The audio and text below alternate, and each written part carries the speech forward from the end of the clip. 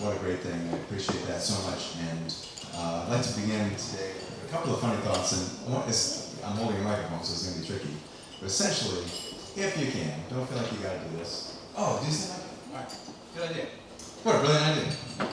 I know you see that. So, we're going to do something called power pose. And you may have heard of the power pose. There's a TED Talk about power pose, and this is the power pose. Put your arms up like this. And so, if you can, push your arms up and we'll be like, yeah.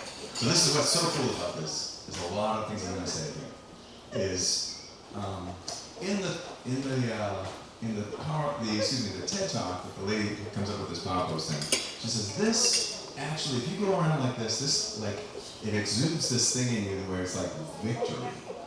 And part of, and I'm going to spoil her TED Talk because the best part she says is people that are blind from birth.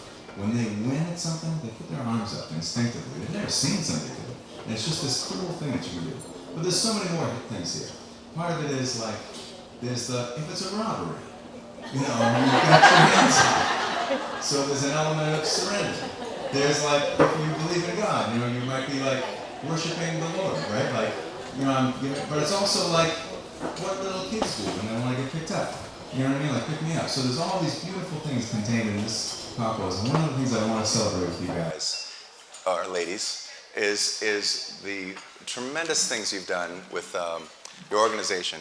And I want you to think of the movie or Broadway performance of Hamilton. Have we all seen Hamilton? We've heard about it. We've run into people. I don't know if this hits you the way it hit me. We got all the way to the end of Hamilton, and Alexander Hamilton, he's dead.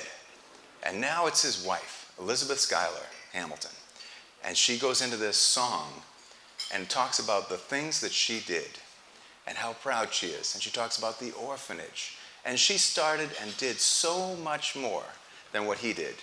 And what you realize is that's why the play is called Hamilton. It's not called Alexander Hamilton. It's about her and everything that she did. And I think that in this time where obviously being a woman is being attacked right now, I think that God intended equal value, different roles, and thank you for that applause. How ridiculous that would be an applause line in this day and age. Women can do tons of stuff, and you ladies have done a tremendous job.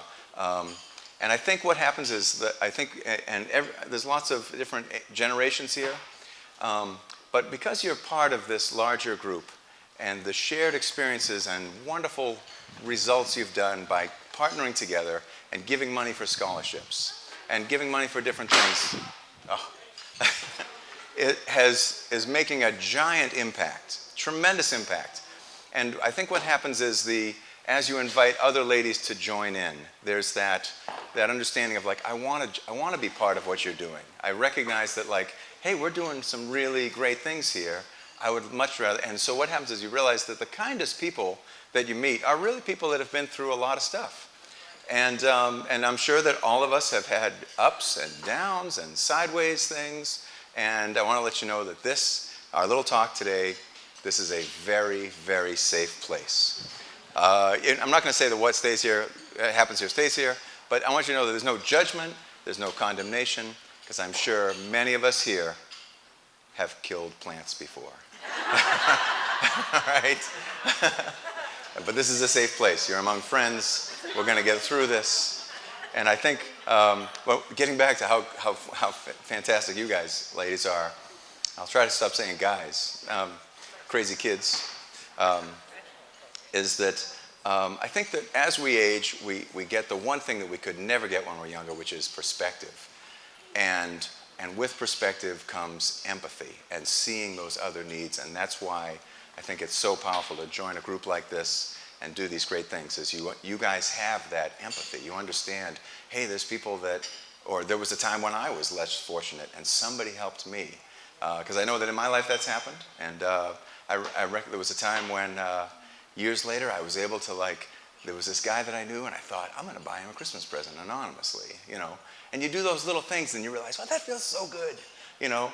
And sometimes and doing it anonymously or doing it as a large group of ladies where it's not really any one person personally, you know, it's just this group and you realize, I belong to that group.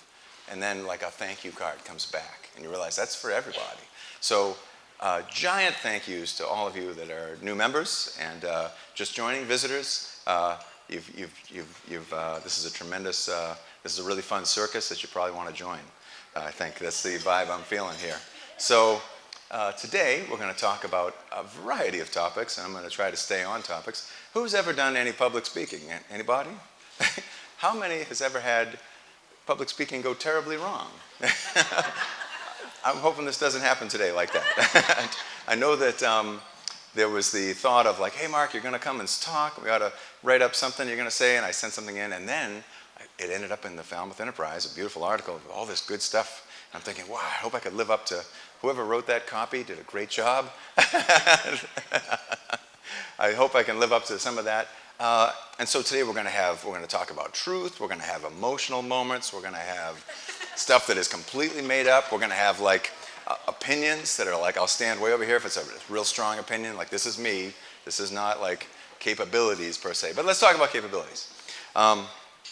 So capabilities is 50 years old now, although the math is a little funny there because we started in 1968, but we're 50 plus years old. It started with a couple of families that had some children with Down syndrome, and we're facing, you know, in 1968 we still had institutionalization, things like that. The country was in a different time, and so these young parents with these children with disabilities would try to like get their kids through school and were pushed to the idea of like, I want you to just be treated like normal kids. And of course they had to like confront school systems and all of the things that we can't even imagine having to confront. And if you know families that have children with disabilities, they're amazing folks.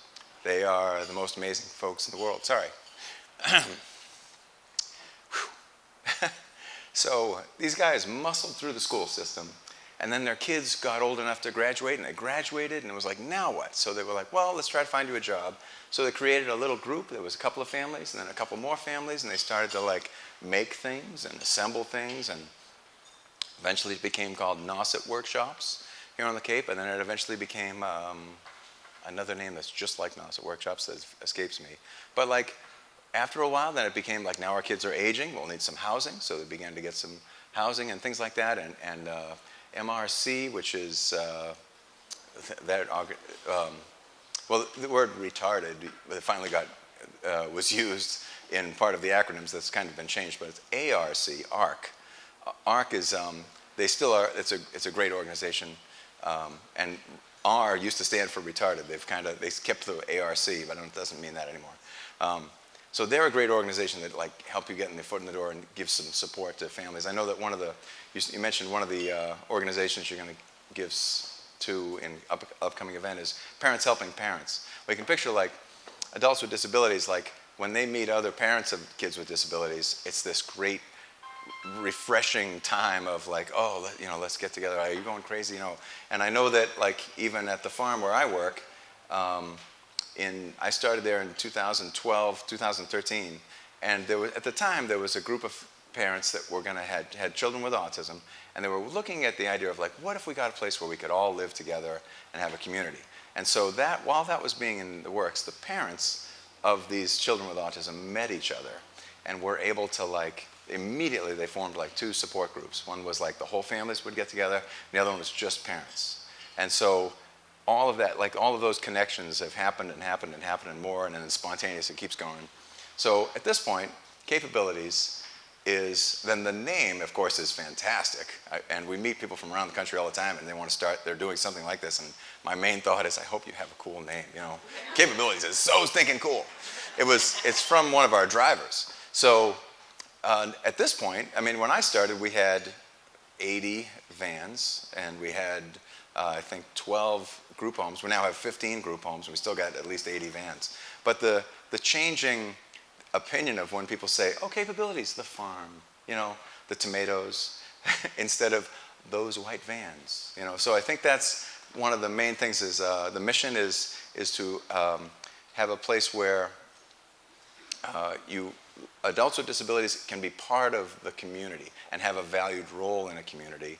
And also by having the farm, we've created a place where people can come and give back to the community and be part of the Capabilities mission. So we started as an enormous service organization, and then we ended up with a farm. And so the farm, we decided, we'll try to grow some stuff, and we'll grow some tomatoes. Basically, we grew a few tomatoes, and then one of the local restaurants said, hey, I'll buy your tomatoes, and I'll put you on the menu. And so the next thing you know, it was like, oh, that was a really cool thing. And we weren't even good at growing tomatoes at the time. And we had like one real little tiny greenhouse, and Tom Zern, who is still there now working, although he's retired at least twice, he's still back. He's come back as a volunteer, and we finally said, Tom, let's just pay you money to come back here.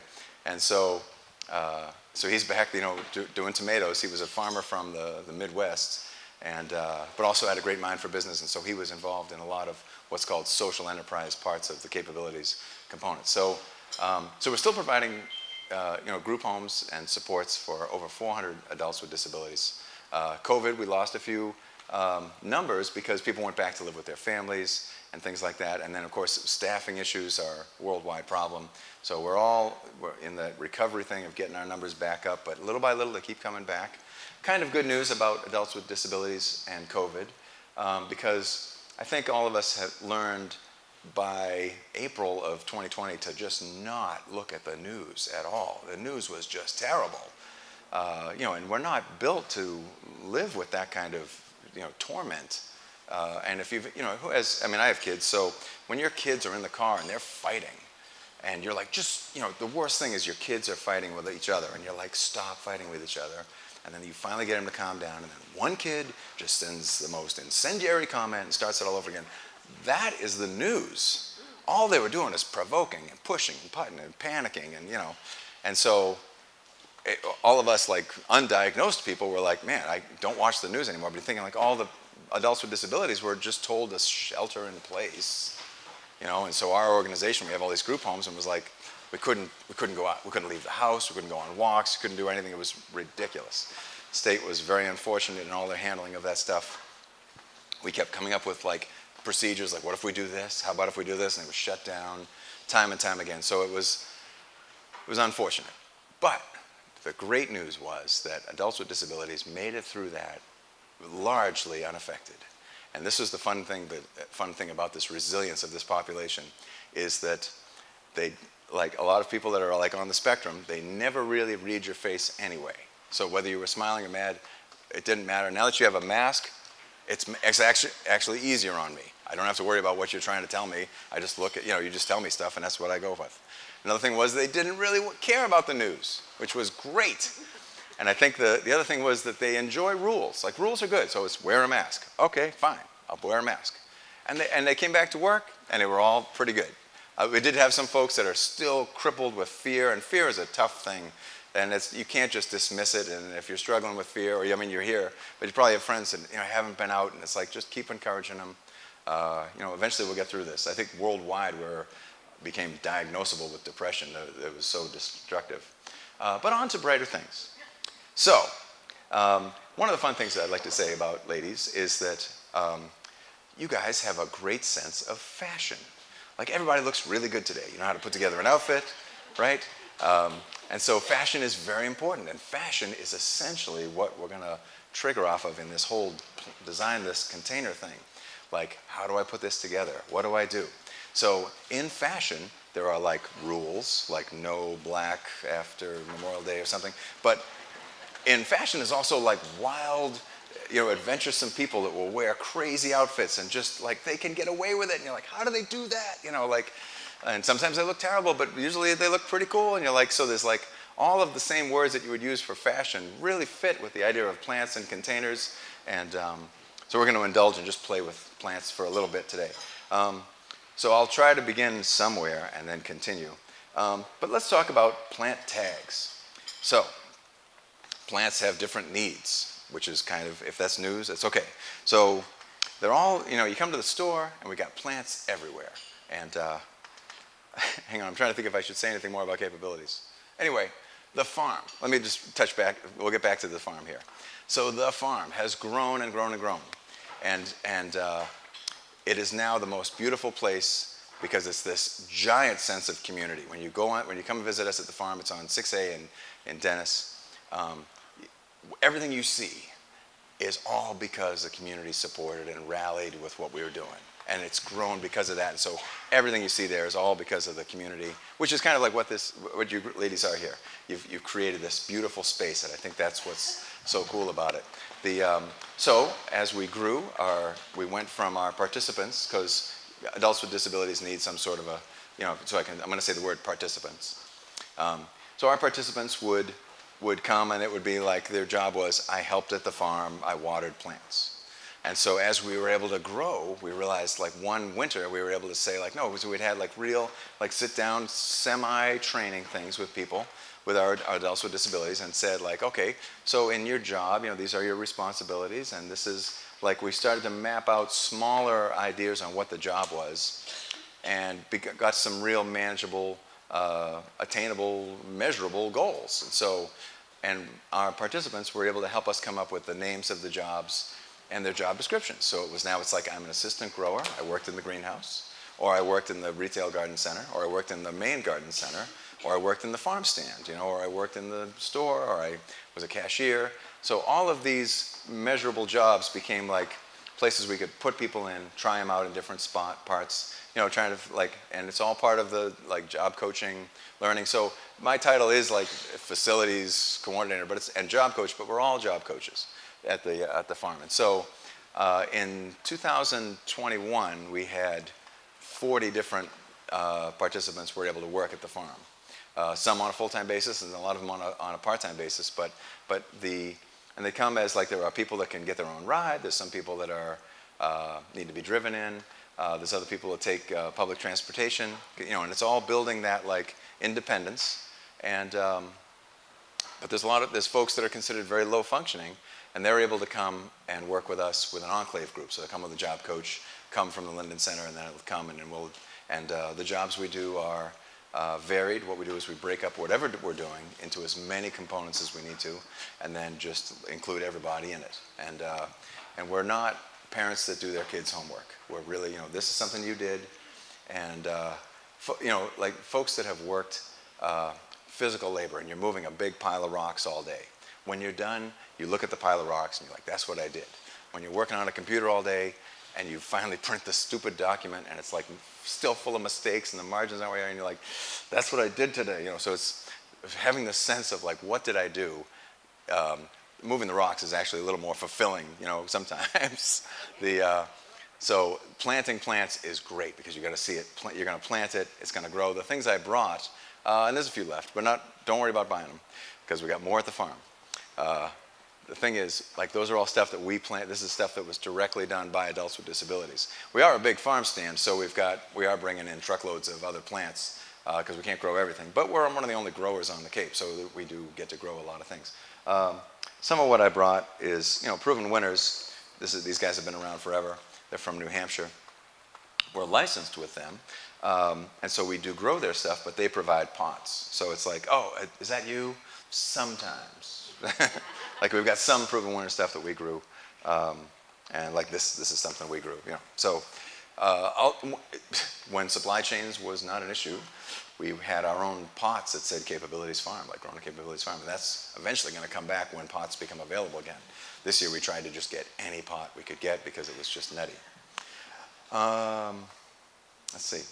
At the farm, we sell, we're open year-round, and we sell local art that's made by either adults with disabilities or people from the Cape, or both.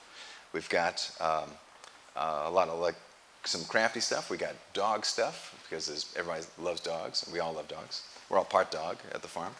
And we've got this guy named Andy, he's a Down syndrome guy. He started this dog biscuit company, and he came and visited with his family, and we sell their stuff, and it's great stuff, and it's super fun. You'll see lots of perennials and annuals, and we got some small shrubs in, and we got hydrangeas, and we've got bird baths and fun stoneware, and some houseplants, and then we've got a bunch of local products. So at the farm, there's folks that will come, and you get a real Cape Cod experience, because everything that's there is pretty much from the farm. And then produce-wise, we sell 4 distinct different kinds of produce. We've got certified organic, like Whole Foods would, like from around the world. Then we've got local, which is from a local farm. Then we've got our own, which is from the farm itself, because we're growing tomatoes and cukes and lots of lettuces and a whole bunch of herbs. Oh, thanks. And so, but we've also got a new thing, which is certified organic local. So there's some Massachusetts farms that are certified organic, and we're now able to buy from them too. So we've got that. Then you get into like pies and cookies and cakes and all kinds of treacherous sweet stuff, all made on the Cape. So it's a great place to visit. It's on 6A in Dennis, which is exit 8 or 9, not whatever the new numbers are, depending on where you're coming from. All right, so let's talk about some containers. And what we'll do is at the end of this, we'll stop for like questions and answers. We'll cover everything. So here's some fun thoughts about what I brought for plants was what I considered to be a mismatch, kind of a little bit of an ugly duckling selection, because I wanted to show you how that your fashion sense will really guide you into what you got to do. So the most important thing is to like, okay, this container. I'm going to do this little container, and well, if we do just one, that's fine. You know, it doesn't have to be pairs, but just like fashion, everything has like possibilities. You know, like I could wear this scarf with that, and I'll often be with customers, and we'll be looking at plants, and they'll say, "What would you do?" And I'm like, "Well, I think if we were dress shopping, I would buy that because I've got shoes that would go with that. So you might not, or you know, like I could never wear that color." So that's going to be also true. And so what I want, the takeaway that you'll have is that you're going to do this designing. You are now the designer, and I'm going to give you just the secret information you need to like successfully design this plant. At the same time, we're going to also preserve your adventuresome spirit that is willing to try anything, even if people are trying to tell you it's not going to work. We would never want to crush that adventuresome spirit that says like, I think I could do it, because you might do it. And so, and like I said, I've killed a lot of plants. I've killed my own stuff that I bought. It was like $18 perennials, 3 of them. I tortured them, and I put them in the wrong place, and I made them suffer in front of me, and I was convinced that they were going to recover. They didn't. But a lot of stuff does recover. So does anybody here have more than 2 kids?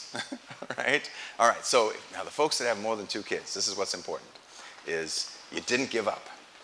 That's a part of it. But in reality, it's possible that you might say, kid number 1, we did a lot of experimenting on, and we probably screwed them up. But they're okay. They made it through in spite of our best intentions and worst care, whatever.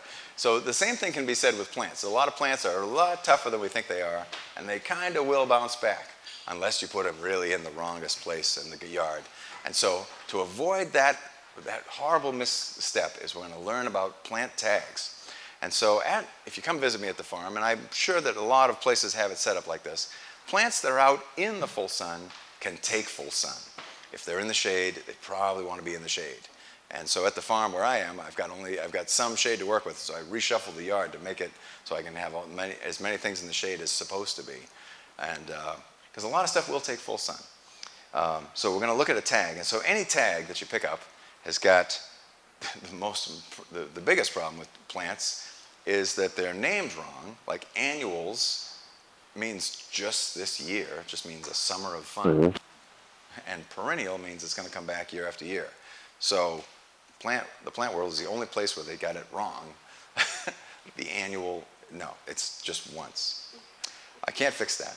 I would fix it if I could in a minute. But so annual means just a summer of fun, whereas perennial means a lifetime of enjoyment. So an annual will bloom all summer. That's the kind of the cool thing about it. Like it really is a summer of fun, and it's going to be fun until frost. And that's true with most annuals here on the Cape. They're going to be good right up until Thanksgiving, usually, including tropical plants, which will really start to screw up your Thanksgiving arrangement because it's all tropical looking, and you're like, you're trying to pull out pumpkins, and it just doesn't match anymore.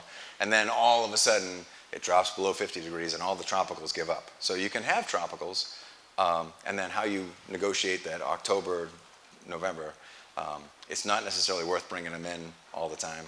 It's okay to let them go because they're from the equator and they're confused. They're like, "What? I'm up here. I don't think I'm supposed to be up here. It's getting colder, you know." And then finally, they're goners. So tags.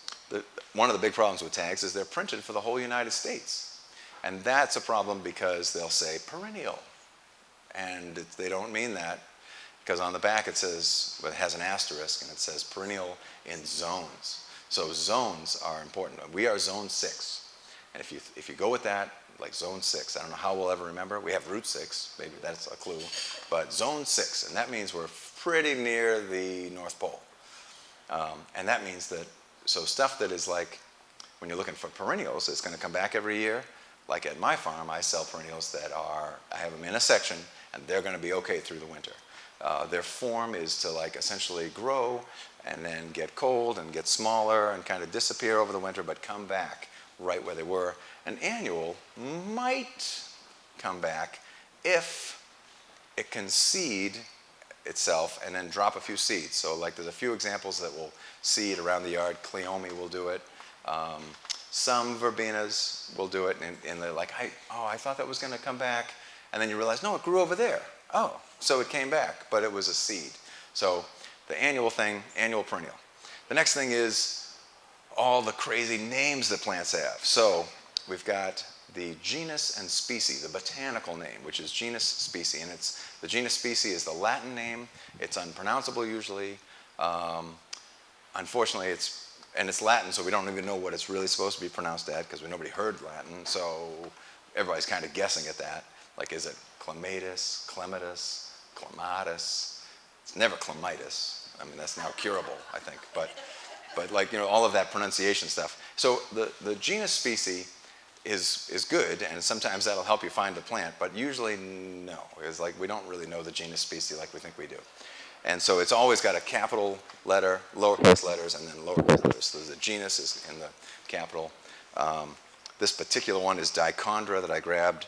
I mean, what a weird word, right? Dichondra. So that's the botanical name. Then there's the brand name, and brand name is important because all these guys, like Proven Winners, they're trying to say, like, this is our plant, we developed that cultivar, it's our brand. So they come up with a brand name. This one is called the Proven Accents Silver Falls. And it's got, you can tell it's a brand name because it's got little copyright things next to the name. So if you come back into the store and you're looking for Silver Falls, oh, we have Dichondra, but we don't have the Silver Falls version. We've got somebody else's version. So unless you knew the Latin name, you're like, oh, I don't know. And so maybe you recognize it. But I'll tell you how to, and here's the bottom line on these tags. Save your tags, put them elastic band around them, put them in the desk drawer, in the junk drawer, and the things you can go like, what was that thing I brought? And then you're like, what name is the important one? So the Dichondra would be this one. Because some plants have huge things. Then the next set of names that plants have is common name. So common name is like, what do you call that? So this could be, like some people might have referred to this as licorice. Like it's not really, but a lot of people say it is. So it's like, is that the licorice plant? Like, I wouldn't have said so, but I think I know what you mean by that. it's common names. So, like this is, well, lobelia is actually a Latin name. Let's see. Um, Fuchsia, that's kind of a common name. I'm trying to think what I brought. Sweet potato vine. So, there's the common name, but then there's also, unfortunately, the name your mom called it, or that she was pretty sure that was what it was called. So she mispronounced some other name on it. And so it becomes really hard to find a plant when you're looking for it, and that's why it's hard to figure out, like, what was that plant that I bought? How come I can't figure it out? So if you can, buy stuff that has tags and then save the tags somewhere safe. Because on this it has all the details we need. It's got on the front, it says full to part sun, which is a really good clue because that's important. So full to part means it'll take full sun, but it'll put up with part sun. Full to part sun. Some stuff is like part sun to shade. So that means he doesn't want to be in full sun.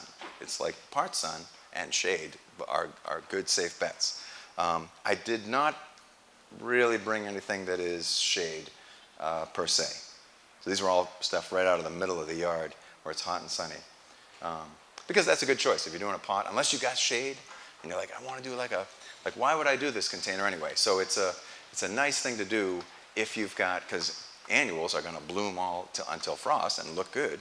So it's a good idea if you got this little shade garden. If I put a container in there, I can have my annuals in it, and then I can have my perennials that are shade perennials that don't really bloom. They bloom kind of indistinctly. So you got those in the background. You got this nice little thing of shade stuff. And when you go for shade stuff, sometimes you're going for, again, this is like all of the fashion sense things, right? We've got textures, and we've got colors, and we've got patterns. Like those are all parts of fashion. The same thing is true with plants. You've got textures and colors, patterns, forms. We got like, this is obviously spikier than that leafy thing. So those are all parts of that good fashion sense you have. And again, you guys are going to be the designer. Now I will design what we're going to do today because I'm calling the shots. But so the next thing is now we've determined, like, okay, I'm going to only choose plants that can take that full sun or shade, whichever one we decided. So we're going to go full sun, and I'm only going to pick those kind of plants. So I'm going to look around the yard to find that. And then one possible way of doing it is to say, like, okay, I'm going to pick one plant that I really love because it's very tempting. You're walking by and you're like, oh, look at that. That is just so cute. Oh my God, I love that. So at this point, we've got all kinds of possibilities. Do we do a whole planter of this? There's nothing wrong with that. That fits well within the design. Like it could be, like you might have a matching shirt and blouse. I mean, pants and, it could be a jumper, right? So, and it would look great, right? And then you just throw one little thing in there and you're like, oh yeah, So there's nothing wrong with going with one. If you find the plant you love, that's cool. But the next thing is like, okay, I want this. I definitely want this because I love it. And then you go around and you pair it next to all the other plants. And this is important. This is where the fashion sense comes in. This is what I encourage people to do. I tell them, like, hold that plant and like walk up to these other things and see what it looks like. Like, what does it look like in a blue pot? So you're combining and you're looking at different things like, the pink pot, like, it brings out different colors.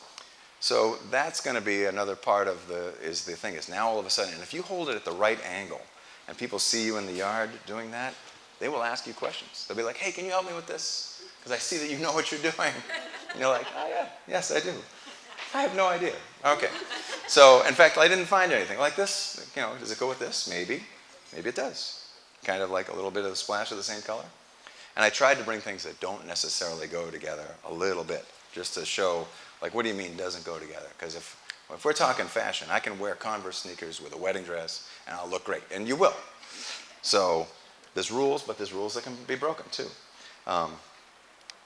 So then there's the idea of like the plant within the container. Like, what are these? So a good rule of thumb is I think if you go with more than 3 different flavors of plants, it gets a little busy, and you got to be careful at that point. So if you have too much of a good thing, it ends up being like when you make Rice Krispie squares with Fruity Pebbles. It's just too much.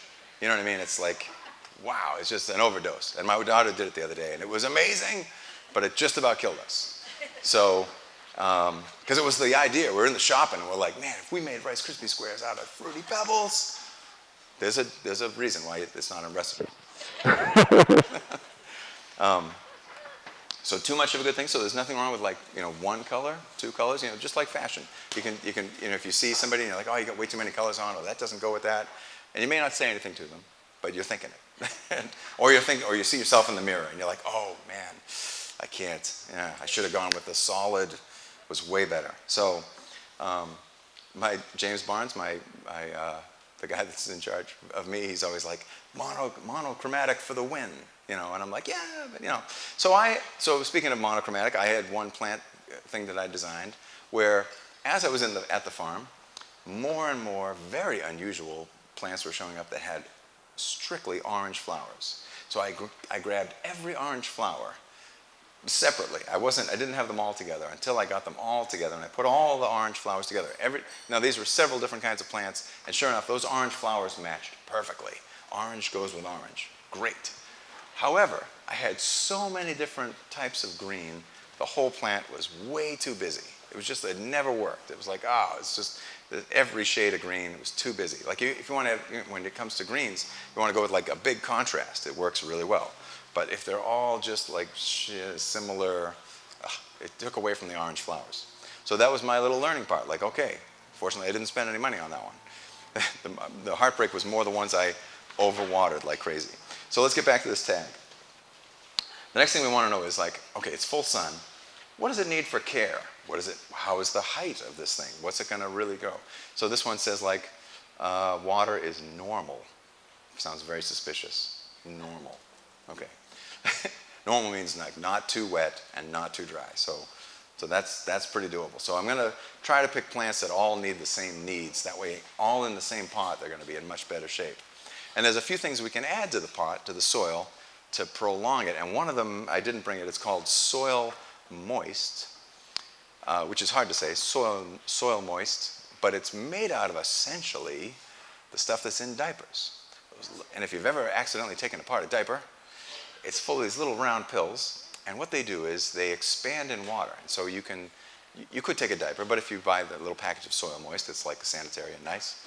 And so Soil Moist, the way you use it is if you've got this container that's kind of small, and you realize there's not a lot of soil in this, and it's going to be in direct sun for lots of hours during the day, what can I do? You add a little of the Soil Moist in there, and it swells up, and it allows water to be made more available for the plants. It'll really help prolong it through like a super dry part. However, the best way to use it is to take some of those, it's like a little handful of almost like something that was like some sort of packaging.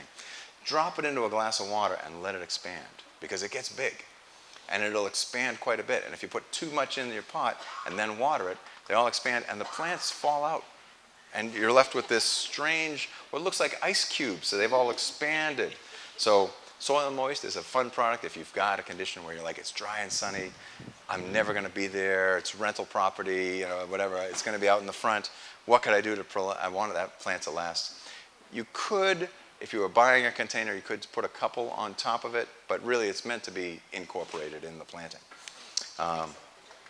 You could mix it with the dirt, but I think throw it in a glass of water, let it expand for a couple hours, and then mix it in. So that way it doesn't expand and knock the plants out. So we've made all the right choices. Now the next thing is like we're going to pick plants that we're in the right category of plants, but and now we're going to pick we're going to go with colors or textures or patterns, right? So in this particular case, I thought this guy is this striking plant. It doesn't have a giant flower. It would attract hummingbirds. It's in the fuchsia category. It's called the Garden Meister. Some tags are better than others. This one, I think, it just has a picture of a sun, and it's half sun, half dark. So apparently its need is half of the eclipse is what it needs. So, like I said, some are better than others. And so this one says the light conditions is part shade or part sun. So anyway, and so we're looking at height. So for this particular container, I thought, I should do something with this. And so, can you guys see that? It's funny colors. It's got purple leaves underneath. It's definitely a bold choice. It's not like this, like nice and safe. Like okay. So it's weird. It's different.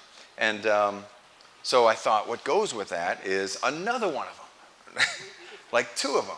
because that way it kind of fills up the space. But even before I chose the second one, I thought I'll add these. So this is a sweet potato vine, sometimes called impomia, which is kind of funny. Some brands, they call it that. So this one, sweet potato vine, is a big category of plants. It comes in, it's really the, I don't know if I said this yet, but the idea of like thriller, filler, spiller in the pot, right? So this would be the down the bottom, he's going to hang over the side. And it's this striking color, and some of the way these have, they have probably at least 10 distinct looks. They come in this like light green, and some of the light green ones go from a dark center when the leaf is new, and then it lightens to a light green, and some of them go the opposite way. Like this guy starts as a light green, he goes to a dark color, a dark maroon, or I don't even know what color that is. Purple on the bottom. So this, to me, that goes. Now to you, it may not go, and that's all right, because you're the designer.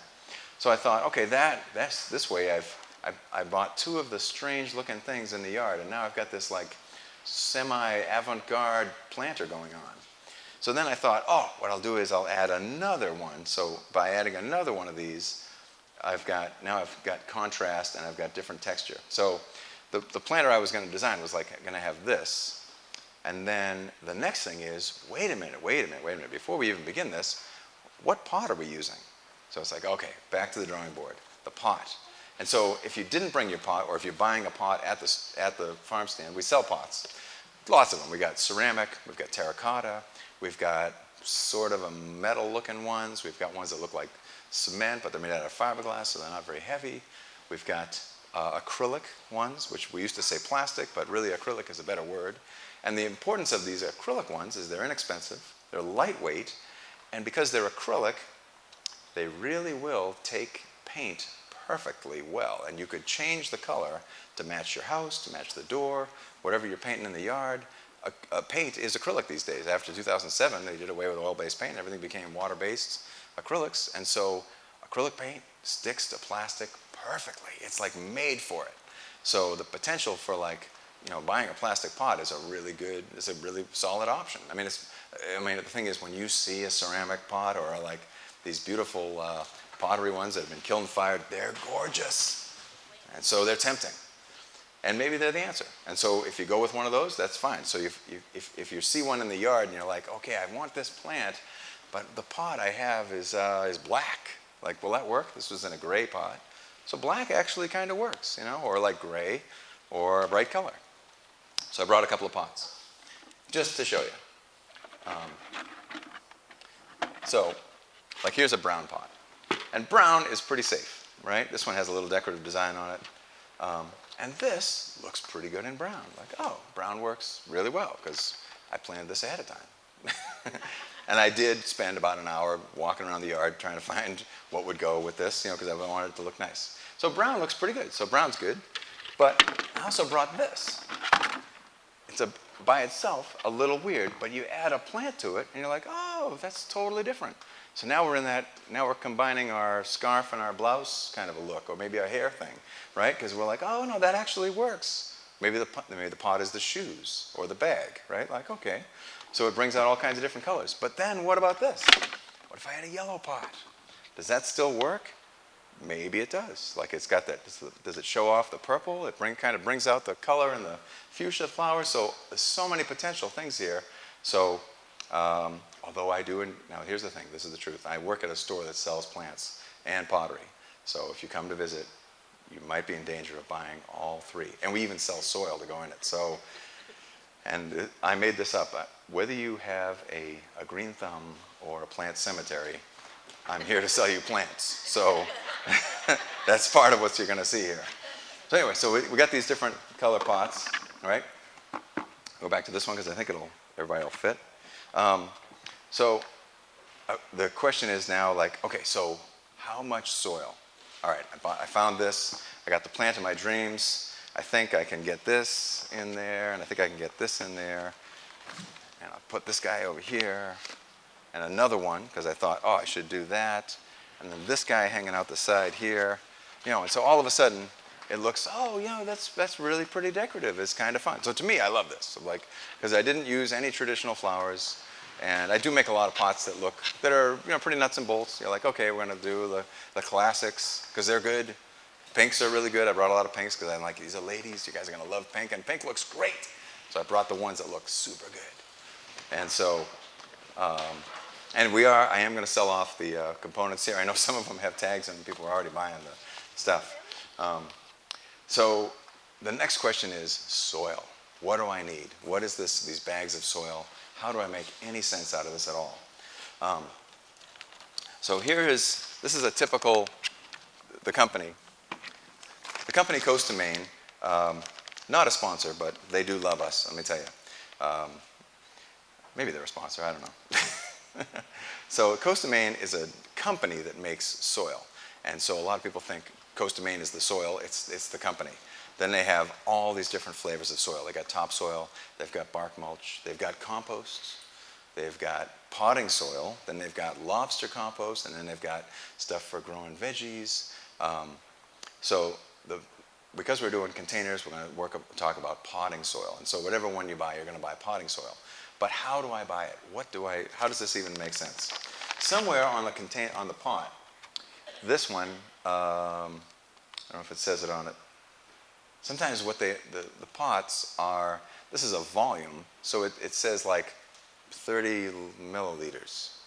And you're like, okay, I don't know what a milliliter is because we're in America, right? So, and then we got this bag of soil and this says 8 quarts. So, and then it gets worse. A bigger bag is a cubic foot. And so, when I realized this, I thought, this is going to be the main topic of my talk, is how to buy soil. How do I make sense out of this without asking Siri, etc. So, here's what's very practical about this. 8 quarts is something we can actually get a hold of, because it's 2 gallons of milk, right? So, okay, 2 gallons of milk. I can picture a gallon of milk and another gallon of milk. And then, the next thought is, a cubic foot is really a milk crate, which is 4 gallons of milk and some airspace. So a milk crate is about 13 by 11, which is sort of 12 by 12, sort of. And so you realize, okay, so a cubic foot is like a milk crate. So that's a lot of soil. And then we have another bag of 2 cubic foot bags, just a couple of milk crates. So you realize, okay, so if I'm planning a lot of things, maybe I'll just buy the big bag. It's a little cheaper. It's heavier, which is a factor. And if we support and endorse Girl Power, by the way. And if you come and you're buying stuff at the farm, we will help you load, but we won't get in your way either, because we support and endorse Girl Power. And if it's too heavy to get out of the car when you get home, you can cut a hole in it, take some out. That's the key to success. And we tell everybody that. Like, if this is, we'll put it in the car. Like, how will I get these out of there? Anyway, so the potting soil. So this thing I bought when I was doing this, right? You realize all of these plants kind of take up a lot of space. They really did. They took up tons of space. So I don't need that much soil. And so this little tiny bag, which looks like it's not enough, might be enough for 2 whole containers. So it's kind of a funny thing. When we first came out with the little bags, we're like, oh, who would buy the little bag? And then I realized, no, the little bag is the answer. The next thought I want to put out to you is the container. What if it's huge? What if you had a really big container and you realize we got it home, we pulled it out of the garage or whatever, and now it's this big ceramic container. It's gorgeous, but how do I fill that with soil, etc. So what you can do, there's a reasonable substitute for this, because like it used to be rocks in the bottom. Rocks are wicked heavy. So you don't have to do rocks anymore. You could do plastic bottles before they became illegal. And so if you have a stash of plastic bottles or some packing stuff from Amazon, you can put that in the bottom, and they can throw a piece of a paper bag on top of it or a piece of cardboard to keep all the soil from disappearing right away. Then you can throw your soil in, put your plants in, and you didn't, because like in this thing, this one is small, but if it was a whiskey barrel, you don't need the whole thing to be soil. Not really. There's a lot of grace and forgiveness there. It doesn't have to all be. It should be some, and the more the merrier. Like the planters I bought we'll get to that in a second. So we got We can fill up the bottom with plastic water bottles or soda bottles, something that's not illegal, or something that you're trying to hide, whatever, weapons, whatever you want to stick back in there, right? So that can be all at the bottom, and then you've got the plants on top. And then this right here, this is the secret to success. This is called Osmocote. It's a very strange word, Osmocote. I don't expect you to memorize it, but it does have a pink lid like Pepto-Bismol. And although I haven't taken Pepto-Bismol a lot, I know what it looks like. So that pink lid, and we always tell people, when you go through the cash register line, Hank is at the register, he'll tell you about Osmocote. So, because we got a participant named Hank who is fantastic, and man, he knows his stuff. And so it's not a gimmick. It's not like you want fries with that. You really should get some Osmocote because, why? Well, Miracle Grow does work. Sure, it works, but you got to mix it, and you got to mix it every 10 days or 7 days, whatever cycle you're on. This, you do once, and you do it when you're planting the plants. You open the top, it's got a shaker top, you just shake some in, and you're done. This never expires. You can have it in your shed for decades. You can use it on houseplants.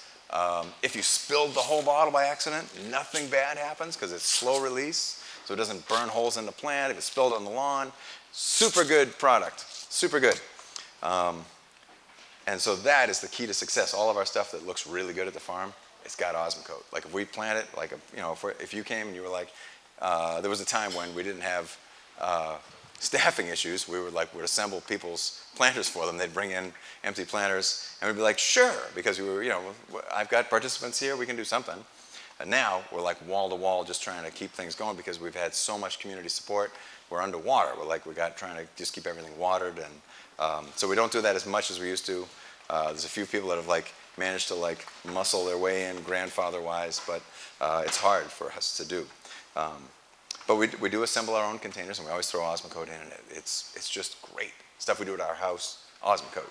So what did we learn? Osmocote is the key to success, and watering. So let's talk about watering. A big container, even this one is just right. I'm going to stuff it full of plants in the top, right? And then I'm going to water it in so that it all is so that if there's any air spaces where I didn't get soil in between the thing, that'll kind of show up as holes, and I'll be like, oh my gosh, I got a hole. So I take some more soil, fill up in all the holes. And then that's called, and you water it all in so that it's like one big soggy mess, that's called field capacity watering. Every airspace is now full of water, and then the water can drain out.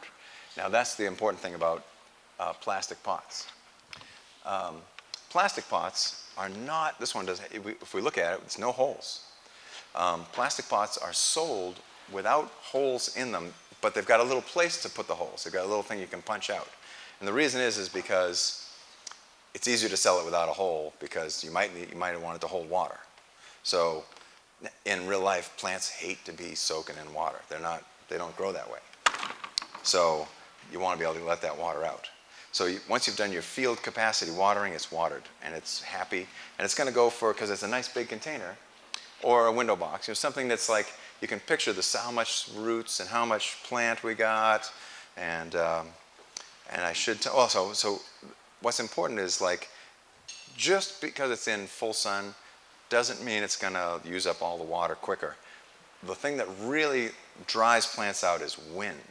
So plants, their respiration happens through their leaves. So they transpirate water out through the leaves.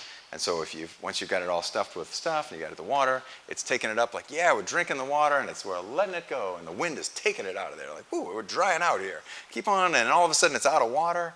And so the wind, if you have a place that's very windy, your plant will need more water. And it would be the very best if possible. And again, this is a safe place.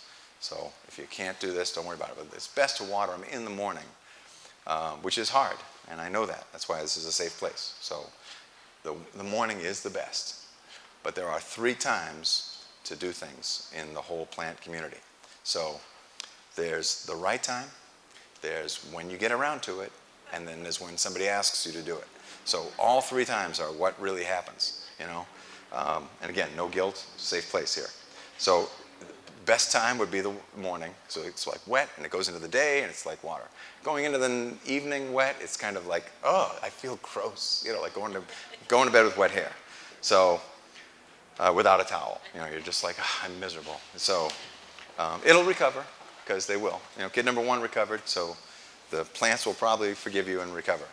Um, if they get dried out so horribly and they all wilt and they look terrible, it's worth trying to revive them. Just water them, let them go through their normal thing. You don't have to like overdo it. If the plants get very, very, very dry and you go to water it and you realize water is just pouring out of the bottom like crazy, and you realize, oh my gosh, the plant is so dry, it's become hydrophobic, which means water is now beating up and rolling off of it, which is shocking to see. But it does happen. It happens to us at the farm all the time. Little tiny pots like this, they dry out, and then you're like, you know, you pick them up and they're light as a feather, and you submerge them in water and they pop up to the surface because they're so dried out. So even though it's dirt, totally weird, but it does happen, and they will come back, especially if you catch it early enough. There's in the actual horticultural world, there's a phrase called PWP, which means permanent wilt point, but it doesn't happen that often, so don't worry about it. It could happen, but yeah, I know you're going to be on guard. And again, there's no judgment, no guilt. If it happens, we've all done it. I've done it more. I've done it to customers' plants, which is worse. Like when I was working on a property, there's a couple of plants that will, we're going to do questions and answers, but dahlias, which is a type of plant, are rascals. And if you overwater them, they wilt and look like they need water. And you're like, oh, they need more water. And they don't. They're drowning. And you're like, I watered the heck out of them at a customer's property, because I was the one controlling the irrigation. I'm like, I'm on it. I see they're all wilting. Don't worry about it. I drowned them. It was so sad. And statute of limitations has gone by, so I can now say that. So combining plants. What else should I talk about? We talked about watering, soil and moist. We talked about the Osmocote containers. What's a thriller? Like, these things are good thrillers. This one is called Prince Tut. It's a type of grass, so this guy could be in there. And you add that in, you're like, oh yeah, it's not too busy. Kind of works, you know. Could be this one. This one's got some red in it. So we have our yard arranged, and most landscape places do, is the yard's arranged with like, okay, I've got everything that tips over here. I got the kind of the medium-sized stuff there. I got the upright stuff. I got grasses and pointy stuff, you know. Spikes, they're called spikes, typically. This is a strange begonia, and this could almost be a contender in there, you know, if I add that, because he's got that dark leaf. That's why I brought him, because he's not pretty on his own, but these guys are tough. Those guys will take every condition. So that's one we recommend if you've got rental property and it's never going to get watered, or it's going to get watered with a beer or whatever. That's a great plant. Different forms. So here I got two different plants. This one is petunia, and this one is calibrachoa, and they really look related, but they're not quite related. And they have similar forms and they go well with each other because their leaves, their greens all match. You can add this guy in there. Lobelia has a lot of colors it comes in. There's whites and blues and purples, and then, so like the red, white, and blue theme, you could do this, right? You got that going on. There's a little bit of yellow in there that you can pick up. So all of the fashion sense where you realize like, oh, you know what, that has this yellow center. If I put in a yellow plant or a yellow pot, right? So if I put in this guy in the yellow pot, the yellow center might pop a little bit. So that's one of those fun little things you can do if you have your pot or if you're buying the pot that day. Just walk around, combine. It takes time, and hopefully and it's so fun to just be in the yard with all these plants, all these flowers. Just beautiful stuff God made, so you can look at it and go like, man, it's so cool. Look at this. This one does that, and that does this. So because I can't think straight, I'd like to open up for some questions. We have a question right there. Go ahead. That osmocote. So if you just planted something and you didn't, can you just sprinkle it on the top? Is it too late to use Osmocote? I already planted my stuff. No, you can put it in, and you can even poke it in with your finger. It's bright yellow, little yellow, looks like little yellow balls, so you can see it, and you can just poke some in. Just one little shake would do it. Okay, so great. So now my other part of the question is, if you were planting them and you do have it, would you sprinkle that in before and Yeah, so that's what you're talking about, is how do I plant this container? So let's pretend it was either this size or way bigger, and I had to use some plastic bottles in the bottom and some cardboard. Now I've got, like, what's the next thing? You throw in some soil, just a little bit. And then the next thing we're going to do is we're going to, like, take this guy out of his pot. So you, like, tip him upside down. Anyway, I don't know if you've seen the pots right before. So you take it out of his pot, and you've got the roots. That's what we should talk about. We'll talk about that.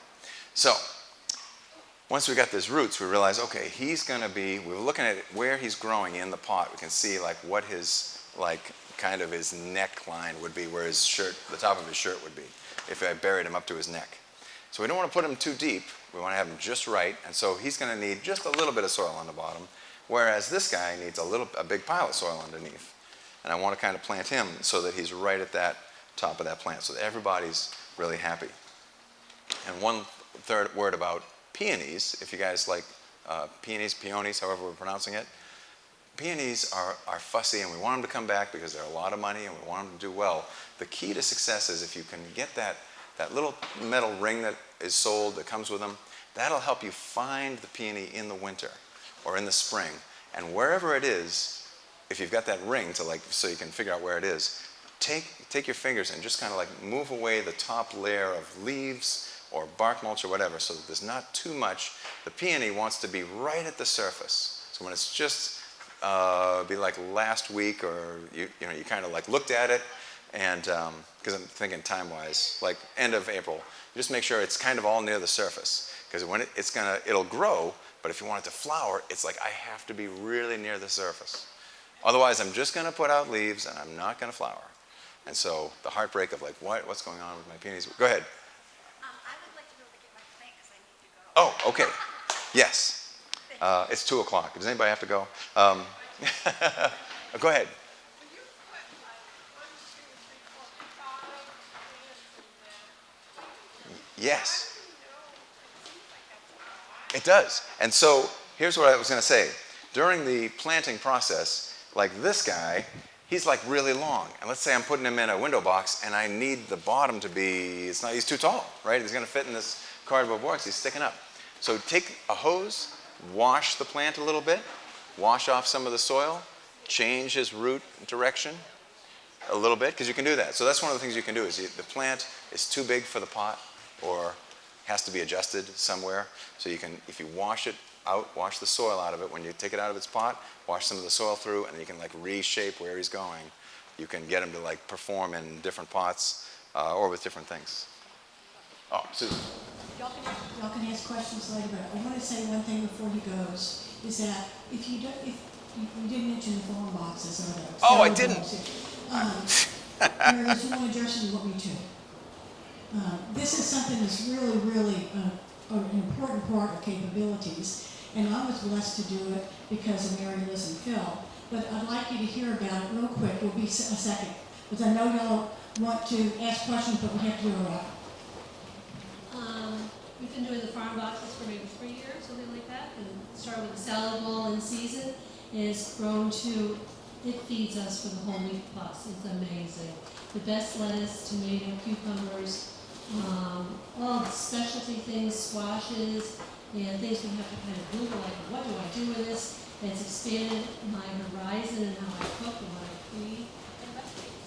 And we do recipes. I was doing recipes for years, somebody else is doing them now. It's been a great, you sign up for, I think it's a quarter? Oh, By so, quarter? yeah. So so you just heard it, it's amazing. Here's what it is. Phil's holding it up there. We've got the things to sign up. There's a thing called the Salad Club, where you get a small bag of produce, or there's a thing called the Farm Market Box. There's a couple of sizes of that. And these are like essentially CSAs, or farm shares, that we've, folks that are not from the Cape have recognized, because the rest of the world does it. So you're taking a risk with the farmer, you're going to give him money up front, and he's going to give you this box of food weekly, bi-weekly, monthly, whatever it is. And we have eggs. So ours is unlike anything you've ever seen if you've ever had a CSA before. It's got a big variety of stuff in it that we really try to keep the variety up there. We're not going to just give you kale, which is what happens in a lot of those things. We are going to be delivering. The address is 444 North Falmouth. So, and it's It's Friday, and it's only between 12 and 2. So here's what's important about it. I don't want to oversell it. It's amazing. It's great. But most importantly, it's a very serious commitment. And it's not easy to do, because someday you're going to say, oh, that sounds like such a good idea. Next thing you know, it's Friday afternoon, it's 1:30, and you're like, I got to get to North Falmouth at 4:44. I've got company over, there's traffic. So think about those things first before you jump in and go like, I want to do it so bad, because it's commitment. And is there forgiveness and redemption? Sort of. We donate what you don't, we put the box together. It gets donated if you're not able to pick it up. And so it does go somewhere, but it's heartbreaking for us to put it together. Like, oh man, yeah. So really, really consider how able you would be able to do that, because it is a fun thing, for sure. And the quality is superb. I've been doing it too for 3 years. Yeah. It's just amazing. Yeah. Not a super in that. Yeah. Yes. What kind of volunteers are you? A great thing. Yeah. So Capabilities does use a lot of volunteers, and to streamline things, we have a great volunteer coordinator. Her name is Ellen, and you can go to the capabilities.org. Capabilities, of course, is 2 words, cape and then abilities run together. And you'll see there's a drop down for volunteers, and you can sign up, and then you can choose where you want to volunteer.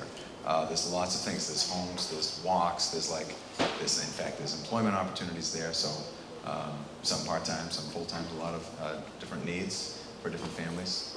And now it's time for the raffle. And then they can ask you questions, but some ladies have to leave. So real quickly, get your numbers out, please.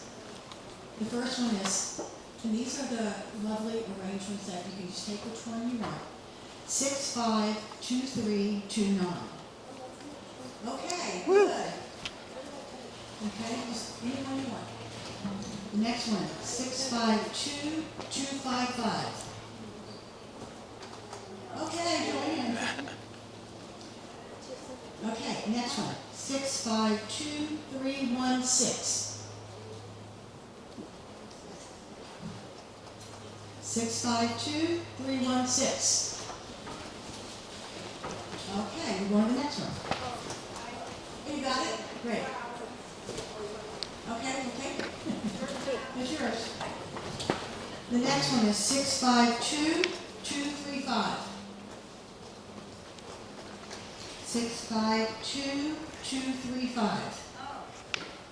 All right. Good. The next one is 652367. I never.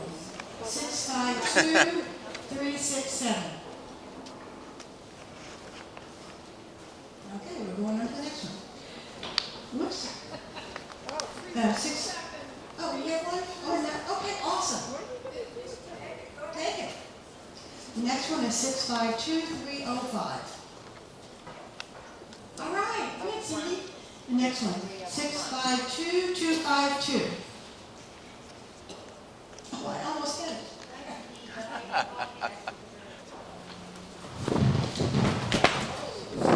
Okay. 652382. Okay, good, Lee. That was good. 652-283. Okay, good. 652-387. Okay, great. Another one at the top. 652-265. Good. All right. 652-247. Oh my gosh, I think that's me.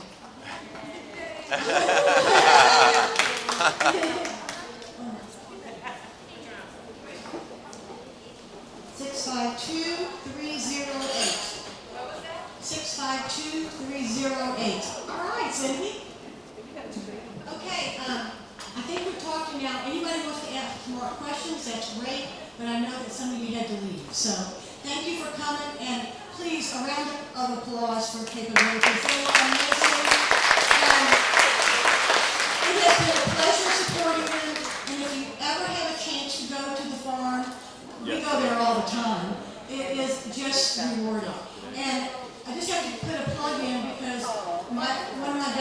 in New Orleans, their daughter's in Special Olympics, she's special needs, and she won Special Olympics, and it's going to be in Disney World the first weekend in June. So it's Wow. awesome. All right, cool stuff. Oh yeah, there's a few things left. We got cosmos left. We got some red geraniums in little planters. The stuff I brought is stuff that we grew ourselves. And Phil, who is wearing a green shirt, might be available to help people bring stuff out of their car.